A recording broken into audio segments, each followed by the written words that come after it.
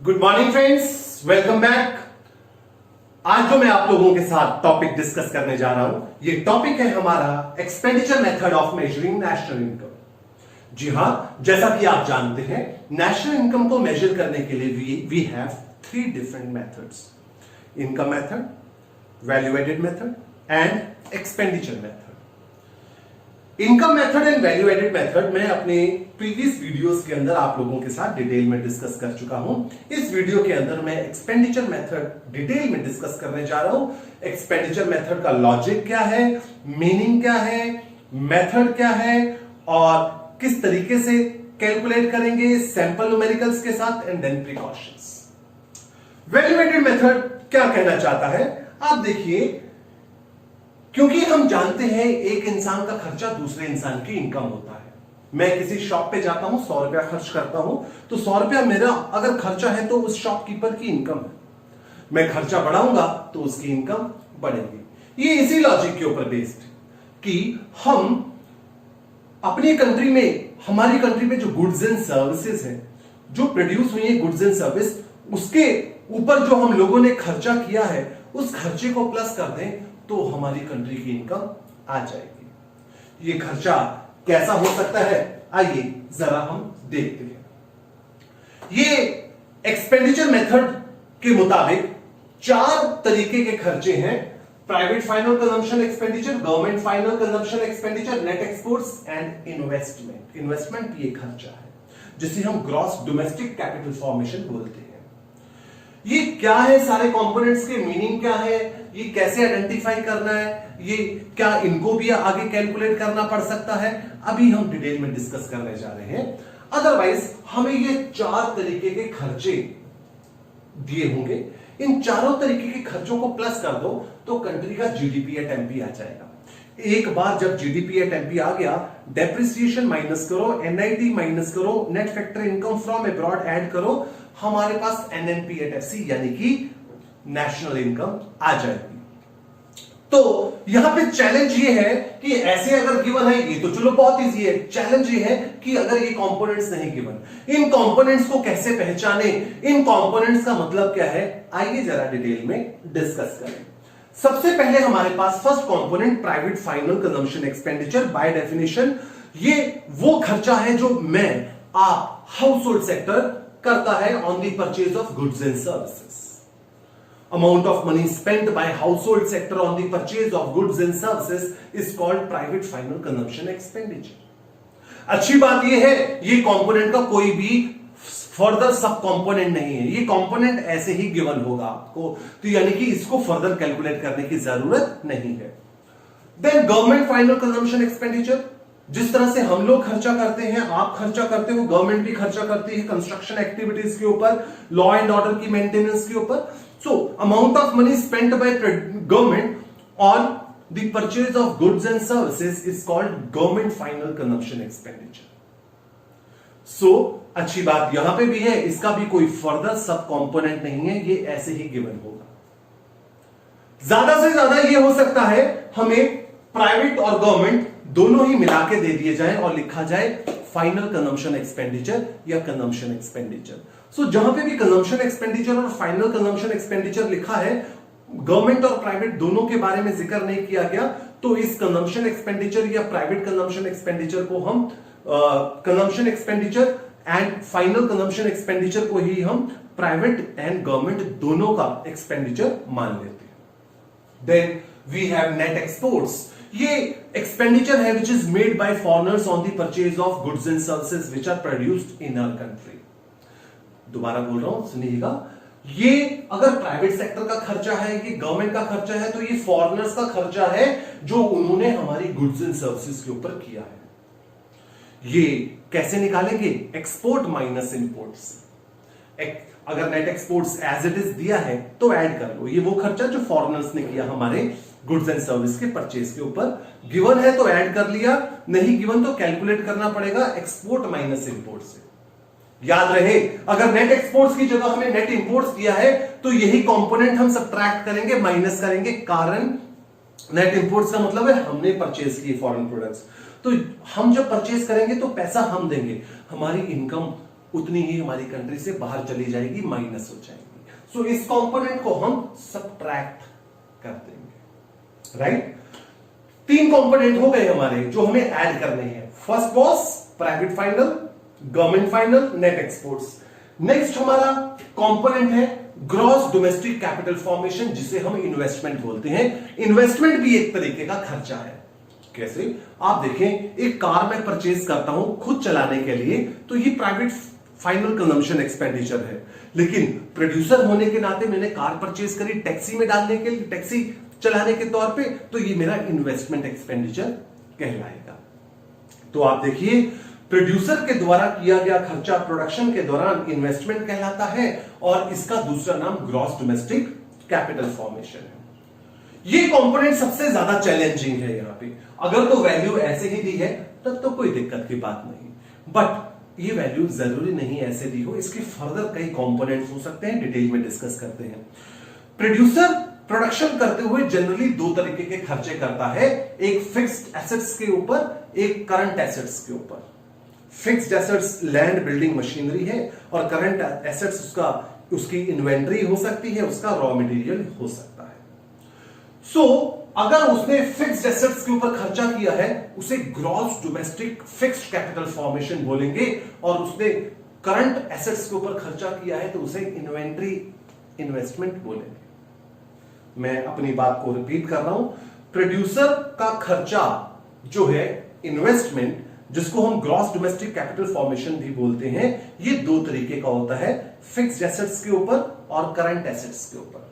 जो fixed assets के ऊपर खर्चा किया उसे gross domestic fixed capital formation बोलते हैं, और जो इन्वेंट्री के ऊपर खर्चा किया उसे इन्वेंट्री इन्वेस्टमेंट बोलते हैं। आप जरा ध्यान से देखें, ऊपर ग्रॉस डोमेस्टिक कैपिटल फॉर्मेशन लिखा है, यहां gross domestic fixed capital formation है।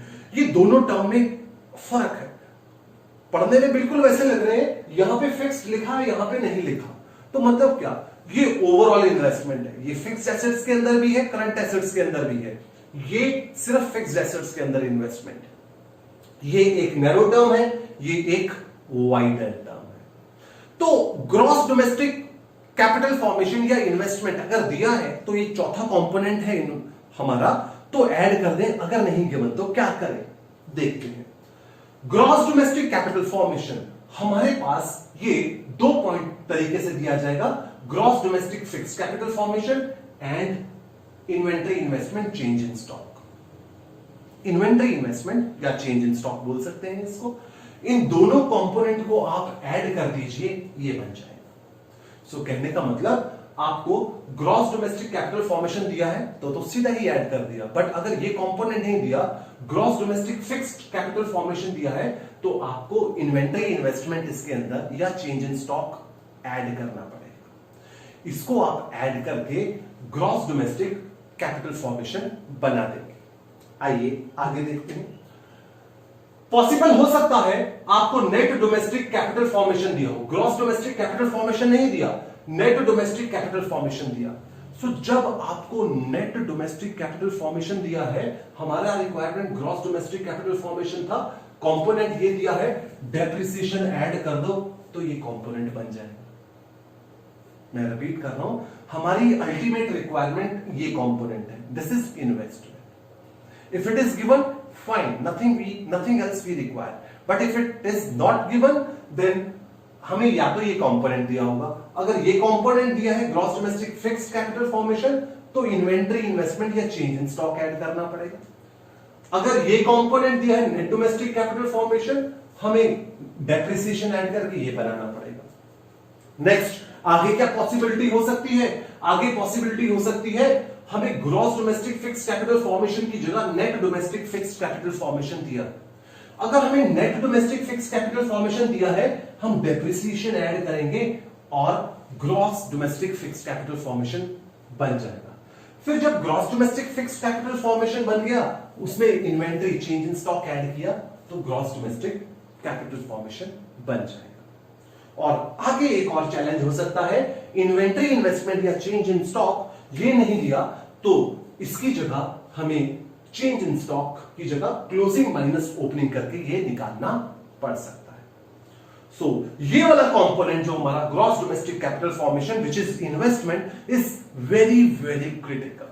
अगर आप ये पूरे फ्लो को समझ जाते हैं तो आप समझ लीजिए ये हमारा जो मेथड है हमारी होल्ड में आ गया, हम इसको आसानी से समझ पाएंगे। रिक्वायरमेंट, अल्टीमेट रिक्वायरमेंट क्या है? Ultimate requirement gross domestic capital, this is our ultimate requirement. इस ऑब्जेक्टिव तक पहुंचने के लिए डिपेंड करता है कौन सा फ्लो लगाना है। अगर दिस कंपोनेंट इज गिवन, हमने डेप्रिसिएशन ऐड करके ये बनाया। If this component is given, हमने चेंज इन स्टॉक ऐड करके ये कंपोनेंट बनाया। If this component is given, then we first need to add depreciation and convert it into gross domestic fixed, then we need to add change in stock and convert it in gross domestic capital formation. Hope it is clear. हम इसके बाद अपना overview दोबारा देख रहे हैं। Private final consumption expenditure कोई भी फर्दर कंपोनेंट नहीं है।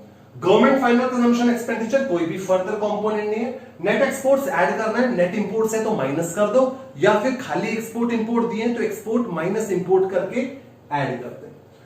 Investment gross domestic capital formation, इसके मैंने अभी आपको कंपोनेंट बताए। ग्रॉस डोमेस्टिक कैपिटल फॉर्मेशन बड़ा ही चैलेंजिंग है। Gross domestic fixed plus change in stock करके बनाया जा सकता है। किस तरीके से, मैं दोबारा से शो कर रहा हूं आपको। ये this is the way of obtaining gross domestic capital formation. So बेटा, अगर आप ये समझ पा रहे हैं, now we are in position to have a look at few numericals for better understanding. ये देखिए, ये न्यूमेरिकल में हमें बोला गया है net domestic product at market price निकालिए, NDP at MP.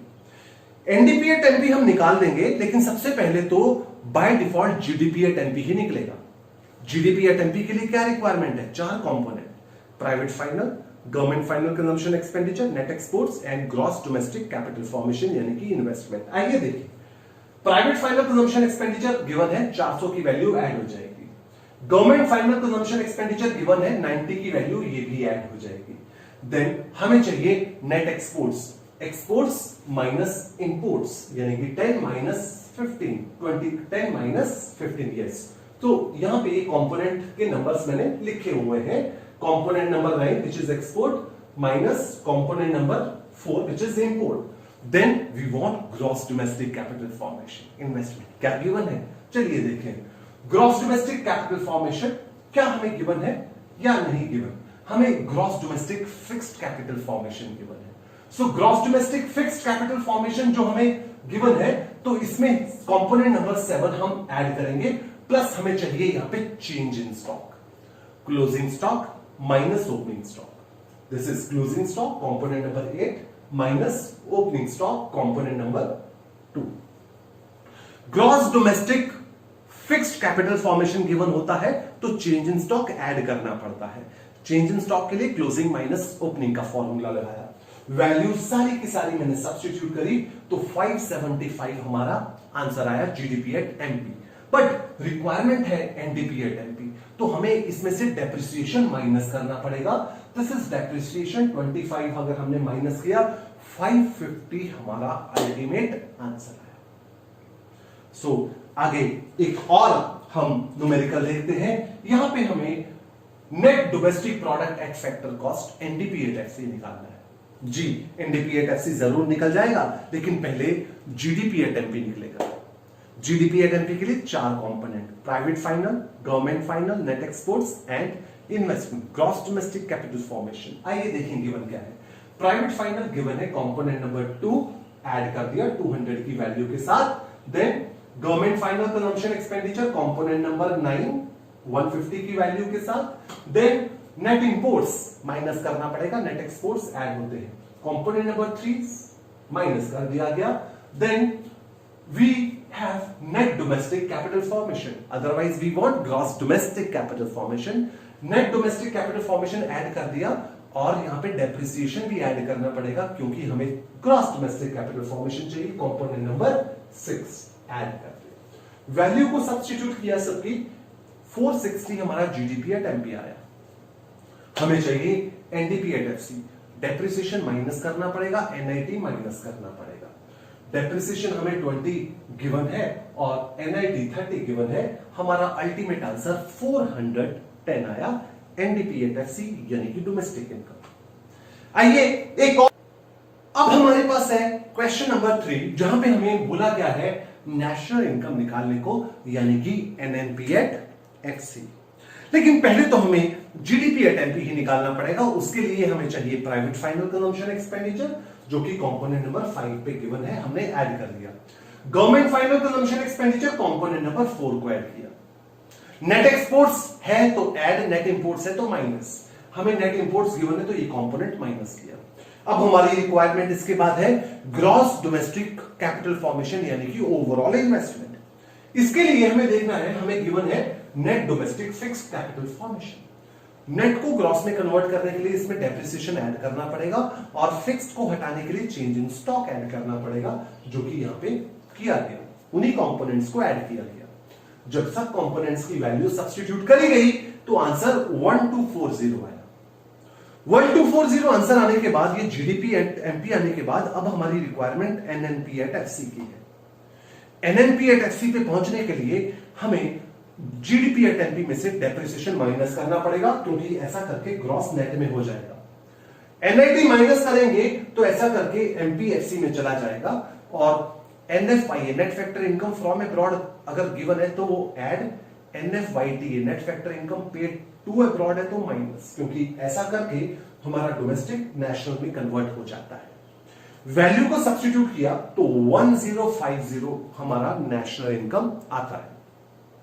So dear friends, this is how we calculate national income using expenditure method. Now, what we need to take care of? There are certain precautions which we need to take care of while calculating national income using expenditure method. पहली precaution है कि government का खर्चा जो old age pension, unemployment allowance पे है, इसको consider नहीं करना, छोड़ दो, बिकॉज ये अनप्रोडक्टिव एक्सपेंडिचर है। गवर्नमेंट का खर्चा जो कंस्ट्रक्शन एक्टिविटीज के ऊपर है, कंस्ट्रक्शन ऑफ रोड, बिल्डिंग, इसको जरूर हम कंसिडर करेंगे, ये प्रोडक्टिव है। ये gross domestic fixed capital formation का पार्ट रहता है। देन उसके बाद हमारे पास expenditure on the purchase of raw material, इसको कंसिडर नहीं करना, क्योंकि ये इंटरमीडिएट एक्सपेंडिचर कंजम्पशन एक्सपेंडिचर है। हमने फाइनल कंजम्पशन एक्सपेंडिचर को ही इंक्लूड करना होता है। Then expenditure of the parents on health, education of their kids, इसको कंसिडर करेंगे, क्योंकि ये प्राइवेट फाइनल कंजम्पशन एक्सपेंडिचर का पार्ट रहता है। सो दोस्तों, ये कुछ हमारी प्रिकॉशंस है जिसको हमने ध्यान में रखना है कि क्या ऐड करना है, क्या ऐड नहीं करना। आई होप जो कॉन्सेप्ट मैंने एक्सपेंडिचर मेथड का आप लोगों के साथ डिस्कस किया वो आपको समझ आया होगा। Thank you for watching this video.